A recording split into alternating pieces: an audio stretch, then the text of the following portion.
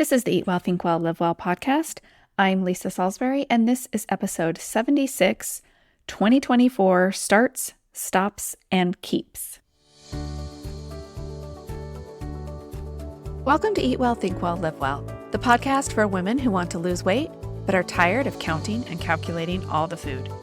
I'm your host, Lisa Salisbury. I'm a certified health and weight loss coach and life coach, and most importantly, a recovered chronic dieter. I'll teach you to figure out why you are eating when you aren't hungry instead of worrying so much about what you are eating. Happy New Year, everyone. I know you're probably tired of me talking about this, but my son got married just this past weekend on December 30th in Texas, and it was so amazing. What a way to finish off the year. If you follow me on Instagram, you've seen tons of photos of the flowers my daughter and I did. And by the way, if you're not following me on Instagram, why not? Get over there, hit that follow. Anyway, we used a DIY company for the flowers and they turned out better than I could have hoped. And we saved thousands of dollars. So that is a win-win. Anyway, check out those photos. My son looked so handsome. We had a custom suit designed for him and it is dark green. It was absolutely amazing. Anyway, I came back super exhausted, walked around like a zombie all day, but I went to bed extra early last night, got 10 hours of sleep, which is absolutely crazy for me with my hormones lately, and I'm actually feeling pretty awesome today. So I am ready to talk to you today about my 2024 starts, stops, and keeps. I have been noticing a trend going around on social media. I'm sure you have too. It's hard to miss. And that's the ins and outs for the year. All the things people want to include this year and the things they're kind of done with. I love this concept of setting intentions for the year rather than kind of overhauling in big, giant ways. And I wanted to take that a little further in this episode and show you an exercise I do with my clients. We do this on a big scale like we're doing in this episode for the year. And also we'll do this occasionally on a small scale for weekly. Like what are our weekly intentions here? So instead of just the ins and the outs, I think they're missing a major category, which is the keeps. I phrase this, what do I want to start doing? What do I want to stop doing? And what do I want to keep doing? And that keep doing category is important, I think, especially at this time of year when we might get into the mindset or the feeling that we have to somehow overhaul our entire lives. We feel pressure to completely change or alter some area of our lives, but chances are you are doing a lot of things right. Things that you want to keep doing. And so I just really want to emphasize those. So I'm going to take you through some of mine for examples, and then I want you to do this too. So I'm going to give you some of the things that I've been thinking about that I want to start, stop, and keep doing this year. And these are just for you for examples. I'm not giving you these as what you should be doing, okay? Because we're all good at different things. So let's begin with what I want to start doing this year. Also, I just want to say that this isn't going to strictly be related to my health and wellness, but in several areas of my life. So this year, I want to start eating more vegetables. I have been feeling lately like I've been skimping on the veggies. This also has to do with fiber. I am interested in increasing my fiber, and really the easiest way to do that is increasing vegetables. So for a long time, I was eating vegetables 3 meals a day, and I have really gotten out of that habit. I really don't enjoy vegetables for breakfast, I gotta be honest, and I'm not planning on changing my go-to breakfast. So that means I'm going to be focusing more on vegetables at lunch and dinner. My plan for this is a couple of things. First, I'm going to be making bigger batches of vegetables at dinner when I'm already doing the prep, so I make sure I have lots of leftovers for lunches. With a dwindling number of people living here and my house as kids have gone off to college, I've been decreasing the amount of food I make for dinner, but I want to sort of shift my mindset around that with the vegetables. Mostly this is because I don't want to take the time to make vegetables at lunchtime. And again, that's not something I want to start doing. So I have to figure out how to get more vegetables at lunchtime without having to prep and cook more at lunchtime. So the other strategy I'm going to do to start eating more vegetables at lunch is to make some salad bases a few times a month.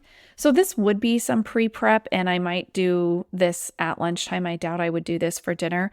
But these are like shredded or finely chopped sturdy vegetables that will keep for a while in the fridge that you can then add protein and dressings or cheese or fruits or whatever on top to make them different each day. So one that I saw recently was like kale, broccoli, Brussels sprouts, and a little bit of romaine. And that's all chopped up together at one time, and then you can eat on it all week. So I was intrigued by that idea. I want to try and start doing that. And the final strategy is to bring back my vegetable soups. I used to throw all the veggies I had and often like a can of beans in too, which also helps with the fiber, into a pot and make a soup. This is sort of reminiscent of my cabbage soup diet days. Anyone ever do that? Yeah, the thing is that I really like it, and I don't have to be on the cabbage soup diet to enjoy vegetable soup. I don't like eating salads every single day, especially in the winter, and so I'm planning on doing more vegetable soups over the next few months, at least until it starts getting warmer. So I'll be alternating like the soups and that salad base that I just mentioned. So that's my strategy for starting to eat more vegetables. Okay, the next thing I want to start doing is to rejuvenate my spiritual practice. For several years, I was teaching the adult scripture study doctrine type Sunday school class at my church, and it really forced me to study and maintain my own spiritual practice during the week. I don't have that assignment anymore. We volunteer at my church and trade assignments around, and so I'm currently playing the organ. So I don't know if you knew that about me, little tidbit there. I play the organ at my church. But in any case, I don't have to do any kind of spiritual prep for that. I just actually know all the songs already. So I have let my personal spiritual practice die out this last year, especially. I don't know exactly what this is going to look like yet this year, so I don't have as many strategies for this one as I do for the vegetables, probably because it feels harder for me to figure out than eating. I think it will be a morning activity because my youngest daughter gets her driver's license this week, so I no longer will have to drive her to school. So that frees up about 40 minutes in the morning for me, so I want to put that towards this practice. I'm still looking for a curriculum for myself, like either a book I want to study or a podcast to follow along with and study with. I haven't quite decided there, so let me know if you have any good ones on that. And the last thing I want to start doing this year is planning my work time more effectively. So oftentimes I sit down to work and I think, what needs to be done? And I go for the lowest hanging fruit, which is the easy stuff. And I miss the important stuff like keeping my calendar updated. So when you guys make your free appointments on my calendar, I'm actually available. This week I had someone scheduled for the exact time I would be at the DMV with my daughter doing that driver's license test. And I thought, wow, I have got to stay on top of blocking out my calendar better. My strategy for this one involves really blocking out an hour on Monday to plan out the week. Get clear on what needs to be done and put things on my calendar as non-negotiables. I'm going to try this on a paper planner type system. And no, I don't think a new planner is going to solve all my problems. I have plenty of planners in my drawer that are empty to prove that they do not. I just made one for myself on Canva that I'm going to try for the first quarter and then reassess to see what is working in it. I just want to be committed to getting to my desk early enough before my appointments start each day to make some plans and not feel so rushed.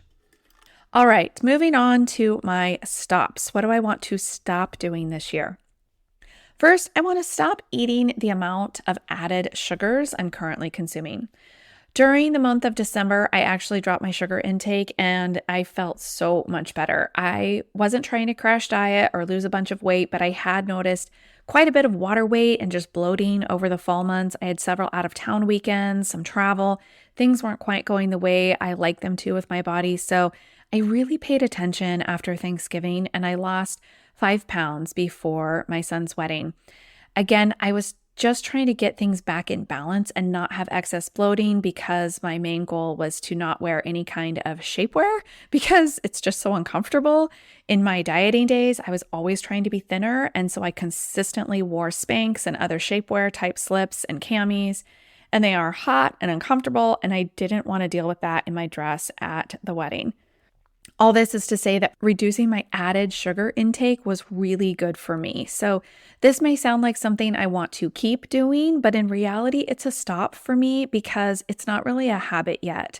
So I want to stop eating added sugars on a daily basis. Notice I've been saying added sugars all this time. I am not concerned in the least about the amount of sugar I eat in fruit or in dairy, in naturally occurring things. Eat all of that. It is not the same. This isn't a fruit episode, but just so you know, I'm talking about added like cane sugar, those kinds of things when we add sugar to food. So primarily for me, this is desserts. Okay, you have to decide for yourself if you prefer to have desserts every day or not. But for me, I feel best if I keep these items to a couple times per week. So this is also for me like added chocolates. I tend to have, a little baby milk chocolate every day. And I just started to realize it was really adding up on all of the added sugars. So I want to stop eating so many added sugars this year. Second, I'm going to stop ignoring the books on my desk. I've gotten several books over 2023 that I have not even cracked open. It's so embarrassing. Now, don't get me wrong, I'm actually an avid reader. I listen to books on audio all the time. I read on my Kindle nightly. I just actually went through my library app. I actually check out all my books that I read on my library app, my Kindle ones and my audio ones. And so I thought, oh, just for fun, I want to see on my history. And I counted, I think I read about 70 books this year. So a few of those on audio were self-help or business books, but the real business books or self-help books I want to read, I have sitting here in paperback or hardback on my desk. I have like a podcast book, I have a coaching book, I have a few others. I was given a new one called Brain Energy for Christmas. I'm really looking forward to. And so this year I'm going to stop ignoring these books. I'm going to stop thinking that reading is only for pleasure or for listening while I'm in the car or cooking. I'm going to stop ignoring them and make them part of my actual workday because they will help me help you better. I think these books will make me a better coach, which is why I purchased them. So I'm going to stop thinking I don't have time to read them. Okay, now on to the category I think is missing from the ins and outs lists, and that's my keeps. What am I doing well? What am I awesome at? There's things you're awesome at, and I want you to really acknowledge those. So first, I think I'm really good at sleep. I'm going to keep prioritizing my sleep. I do not do well when I don't get 8 hours of sleep.